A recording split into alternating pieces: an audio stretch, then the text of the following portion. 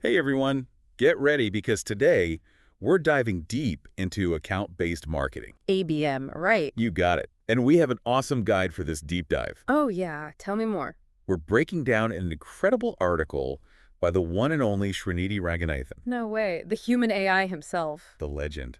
If you're in marketing and you don't know Srinidhi, well, You're missing out big time. seriously, his insights are pure gold, and this article is no exception. I've heard great things, so what's he focused on this time? It's all about ABM, but not just the surface stuff. He goes deep. I like it. Deep dives are the best. Right. And Srinidhi really emphasizes that ABM is more than just a buzzword. It's definitely gaining traction. Everyone's talking about it. Exactly. But he explains how it's truly changing the game in B2B. Changing how businesses connect with their ideal clients? Precisely. Yeah. It's about quality over quantity. So instead of casting a wide net, you're... It's like using a spear, Ooh, I like that analogy. right? You carefully select your target and hit it with precision. So you're not wasting resources on folks who'll never buy from you. Exactly. You're investing your time and effort where it matters most. No, it's smart marketing. Srinidhi always stresses efficiency, right? Always. But let's get specific. How do you even know who those ideal clients are? Ah, that's where ideal customer profiles come in. You define exactly who you want to reach. Like what industry are they in? What are their biggest challenges? All of that, and you go even deeper. Their motivations, their goals. It's like creating a detailed portrait of your perfect customer. Exactly. Once you have that picture, you tailor everything around it. Okay, but how do you actually tailor your approach for these high-value accounts? It's all about personalization, creating a unique experience for each one. So like custom content, personalized emails. Exactly. You want to speak directly to their needs and challenges. I'm getting it. Hmm. So if you were selling software to help businesses manage finances, You wouldn't send the same pitch to a tiny startup and a Fortune 500 company. right, you'd tailor your message based on their specific financial situation. Their size, their growth goals, everything that makes them unique. This is way more effective than just blasting out generic messages to everyone. Absolutely. And that's one of the big benefits Srinidhi highlights, ABM's incredible ROI. Because you're not wasting marketing dollars on people who'll never convert. Right. You're focusing your efforts where they have the highest impact. Especially in today's world where every dollar counts. That's huge. Couldn't agree more. ABM is all about making smart, strategic decisions. Now, Srinidhi also talks about something called intent data. Oh, yeah, that's a game changer. It's like having a window into your potential customers' minds. Wait, seriously, how does that even work? Well, it's all about tracking their online behavior, what they're searching for, what content they're consuming. So you can see what they're interested in before they even reach out to you. Exactly. You can identify accounts that are actively looking for solutions like yours, That gives you a huge advantage. You can reach out to them at the perfect moment. right when they're ready to buy. That's the power of combining intent data with ABM. This is starting to sound like a marketer's dream come true. It is pretty powerful. But of course, no marketing strategy is without its challenges. True. So what are some of the hurdles businesses might face with ABM? Well, I wouldn't say hurdles exactly. I think Srinidhi does a great job of breaking down those potential roadblocks. Okay, roadblocks. What are some of the big ones? One is making sure your data is top-notch, accurate, and up-to-date. Right. Garbage in, garbage out. Bad data can lead to some pretty bad marketing. For sure. And then there's the whole sales and marketing alignment thing. Ah, yes. Getting those two teams to play nicely. That's an age-old struggle. It can be. But Srinidhi offers some really insightful advice on how to overcome that. We'll have to dive into that more. But first, I'm curious about the actual steps involved in ABM. Okay, so let's walk through the process. It all starts with identifying those target accounts, right? Right, those ideal customer profiles we talked about. But what comes after that? Then it's all about understanding their needs. You got to gather intel from your CRM, market research, even social media. So you're playing detective, piecing together a complete picture of each account. Exactly. And intent data can be super valuable here. It tells you what they're actively searching for online. So you can tailor your message even more precisely. Exactly. You're not just guessing, you're using data to pinpoint their needs. I like it. So you've got the intel, you've crafted your personalized message.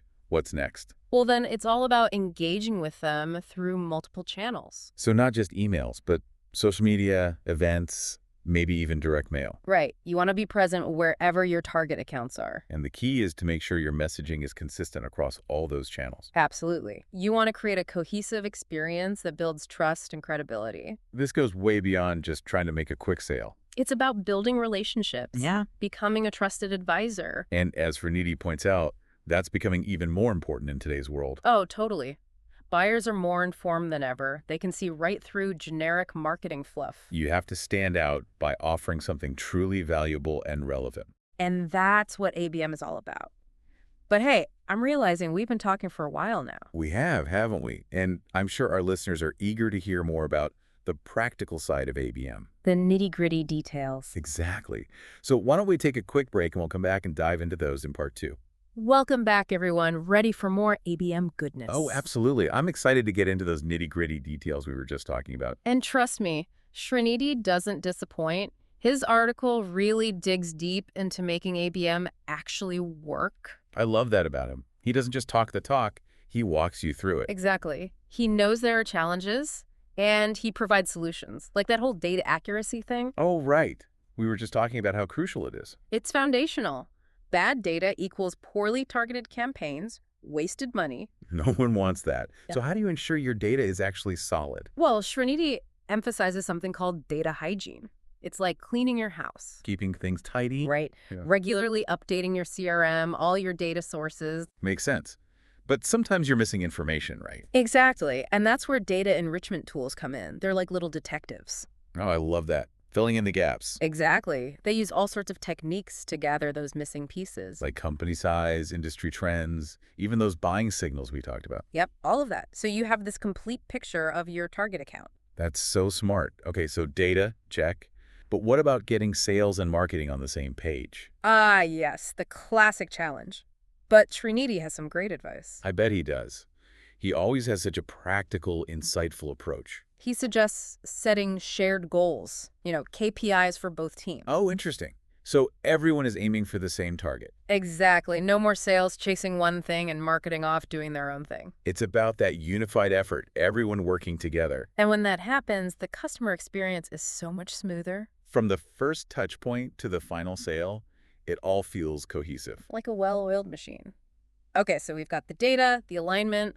What about the content? Oh, yeah. We talked about personalization, but how do you actually create content that resonates? Srinidhi nails it here, too. He says you have to understand where they are in their buying journey. So, like, are they just starting to research or are they ready to pull the trigger? Exactly. You wouldn't hit someone with a sales pitch if they're just browsing, right? Definitely not. So what would you do in those early stages? More educational content, maybe. Blog posts, webinars that address their pain points. Providing value, building that trust. Exactly. Then, as they move closer to buying, you can get more product-specific. Case studies, demos, that kind of thing. You got it. It's all about guiding them through the process. I'm seeing a theme here. This isn't about tricking people into buying. Not at all. It's about building that genuine relationship, becoming a trusted advisor. You know, it's funny, with all this talk about data and tech, Yeah, I was worried ABM would feel impersonal, but it actually makes marketing more human, that's a great point. It's about focusing on individual connections. not treating people like numbers in a spreadsheet. Exactly. But, okay, all this sounds amazing, but it also sounds like a lot of work. I was just thinking the same thing. Where does a company even begin? Don't worry, Srinidhi has a roadmap for us. He lays out the steps really clearly. Oh, good. I need a roadmap. What's the first step? First, you need buy-in from everyone. Not just marketing, but sales, leadership. Right. Everyone needs to be on board. Totally. Then, you got to build your ADM dream team. Ooh, the dream team. Who's on that? Sales, marketing, customer success, maybe even folks from product development. So it's cross-functional. Yeah. Tapping into different areas of expertise. Exactly. Then you got to define your strategy. Who are you targeting? What's your approach? Right, the one-to-one, one-to-few, those different ABM flavors. Yep. Then it's about building your tech stack, your CRM, marketing automation, all that. He mentioned some specific tools, right? He did. But honestly, the best ones depend on your needs and budget. No one size fits all? Nope. But they should integrate well and be able to scale as you grow. Okay, so team, strategy, tech. What's next? Then it's content creation time. Launch those campaigns. But it doesn't just end there, right? Right. This is ongoing. You got to constantly measure, adjust, refine. ABM is like a garden. Needs constant tending. I love that analogy. It's a living, breathing thing. Okay, but real talk, how long till you see results? Srinidhi's honest about this. It's not a magic bullet. So, no overnight miracles. Not usually. but he says most businesses see a significant impact in 3 to 6 months. Okay, so patience is key, but those results make it worth it. Totally. When you land those high-value clients, it's the best feeling. I can only imagine. But honestly, I'm still a little intimidated by all this. I get it. It's a lot to take in. But remember, you don't have to do it all at once. Start small. Exactly. Focus on a few key accounts, build from there. Don't try to boil the ocean, start with a simmer. Love it. And there are so many resources out there to help you. Like Srinidhi's article, it's a gold mine of information. For sure. Plus, online courses, communities, even consultants who specialize in this stuff. Okay, that makes me feel better. It feels manageable with the right support. It totally is. And Srinidhi really emphasizes that ABM is for everyone. Not just those big corporations with endless budgets. Exactly. Any business can benefit from these principles. That's fantastic. Yeah. He's making this powerful strategy accessible to everyone. That's what I love about his work. He's all about empowering businesses to succeed. Okay, I'm feeling inspired. But before we get too carried away, Yeah. I think it's time to tackle some of those common questions and concerns about ABM. Oh, great idea. Srinidhi has a fantastic FAQ section in his article. Perfect. Let's dive into those and clear up any confusion. Let's do it. Okay, so let's dive into those FAQs then. What's the first one that comes to mind? Well, a lot of people wonder how ABM is actually different from traditional marketing. Right, because at first glance, they seem kind of similar, right? They do, but Srinidhi explains the difference really well. So lay it on us. What's the key distinction? It's all about the focus. Traditional marketing is about reaching as many people as possible. Casting that wide net. Exactly. But ABM is laser focused on those high value accounts. The ones who are most likely to become those loyal, profitable customers. Exactly. You're not just trying to generate leads, you're trying to build relationships. Okay, that makes a lot of sense. So it's not about quantity, it's about quality. Precisely. Okay, so another common question is, who should use ABM? Yeah, because it can sound pretty resource intensive. It can be, but Srinidhi makes a really good point. What's that? ABM isn't just for huge corporations with massive budgets. Oh, really? Yeah, even smaller businesses can benefit from some of the core principles. So you don't need a team of 50 marketers to make it work? Nope. Even just focusing on personalizing your outreach to a few key accounts can be a form of ABM. So it's about adapting the approach to your specific needs and resources. Exactly. Okay, here's a question I'm sure is on everyone's mind. What's that? How do you actually measure the success of an ABM campaign? Ah, yes. The million-dollar question. Yeah. Because you need to know if it's actually working right. Absolutely. And Srinidhi stresses that it's not about those vanity metrics. Right, like website traffic or social media likes. Exactly. With ABM, you're looking at metrics that are tied to your business goals. So what kind of metrics are we talking about here? Give us some examples. Things like engagement rates from your target accounts, pipeline growth, and deal closures. So you're looking at the real impact on your bottom line. Precisely. You want to see how ABM is actually contributing to your revenue. That makes a lot of sense. It's not just about generating buzz, it's about driving results. Exactly. Okay, ready for another one? Hit me with it. What are the biggest challenges of ABM? Because, let's be real, there are always challenges. Of course. No marketing strategy is perfect. So what are some of the potential hurdles? Well, data quality is a big one. We talked about that earlier, but it's worth repeating. Right, because bad data can really mess things up. For sure. You need accurate, up-to-date information to make ABM work. So investing in those data enrichment tools is crucial. Absolutely. Another challenge is that whole sales and marketing alignment thing. Ah, yes. Getting those two teams to work together seamlessly. Easier said than done, right? It can be. But Srinidhi highlights the importance of open communication and shared goals. So breaking down those silos and working towards a common purpose. Exactly. Yep. And finally, there's the challenge of measuring ROI. Right, because you want to make sure your ABM efforts are actually paying off. Exactly. And it can be tricky to isolate the impact of ABM, especially if you're running other campaigns. So how do you accurately track the ROI of your ABM efforts? Srinidhi recommends a combination of attribution modeling and closed-loop reporting. Oh, interesting. So you're tracking the entire customer journey and assigning credit where it's due. Precisely. Okay. You want to see which touch points are influencing conversions. Okay, that makes a lot of sense. It's about having a data-driven approach to ABM. Absolutely. You want to be able to measure your success and make adjustments along the way.